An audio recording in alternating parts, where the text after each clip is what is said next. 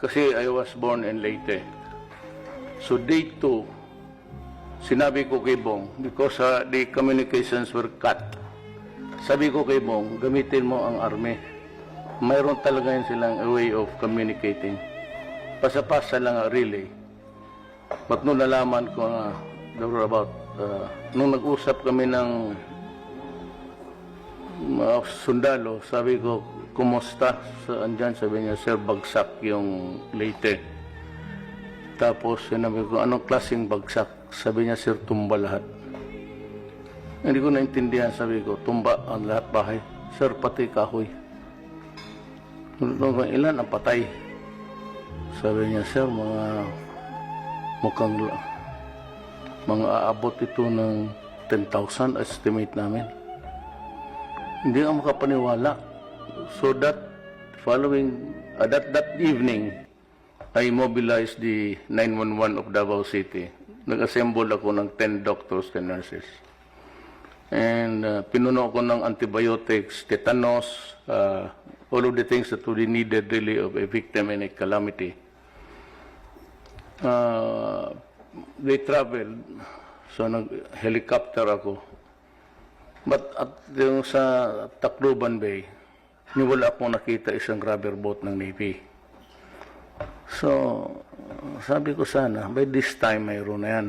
At least the fast craft, mga frigate ng, if there is one, andyan na yung tanker. Alam mo bakit? What really surprised me? Bewildered me. Kasi nung pagbaba ko, hawak-hawak kong yung plastic na bottle. Sinalubong ako ng sundalo, sabi niya, Mayor, may tubig pa kayo. Alam ko na problema na. Kasi ano niya, pagkain pati tubig, yung pagkain na hindi na nga niluluto. Yung diretso na from the can, masardinas ka o carne norte ka. And to think that about Ormoc was just a few kilometers. Hindi naman few, but almost like 80. And Maasin was doing all right.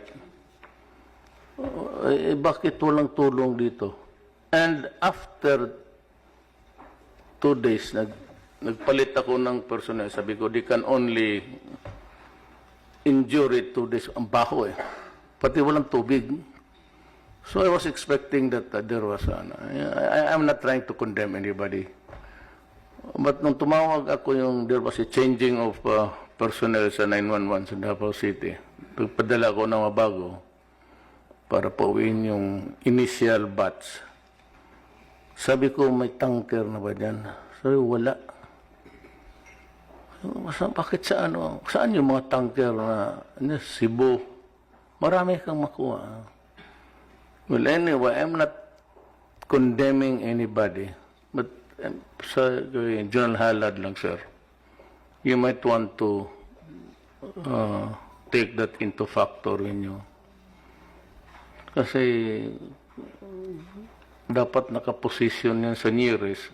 Not really so near to be hit also, but by the typhoon or cyclone, if you may. Yun ang niya. So, the resources must be on deck, positioned nearby. If you can draw the path of the typhoon and deploy the assets of government. Basta dyan, tubig na malinis, pati pagkain na walang cooking dyan. It's yung magpadala ka ng sakong bigas ganon on the first 1 week, it's useless. Ayan yan, si June, no? Yung earthquake niya sa Bohol, wala talagang kwenta. Wala silang lutuan, walang firewood, wala lahat. Puro talagang pag-instant yan. Noodles, well, it is not nutritious really, it's pure carbohydrates, but wala mga protein yan. But still, it can fill the stomach for the day. Yun ang ko lang, sir. We have a disaster maybe coming our way. Hopefully not, but planet is being, I don't know, punished by God. So every now and then, but everywhere, climate change is here. We were warm so many years ago, about 7, that ngayon, dumating na talaga. Even the United States is suffering heat wave on the western side, and on the east, dito sa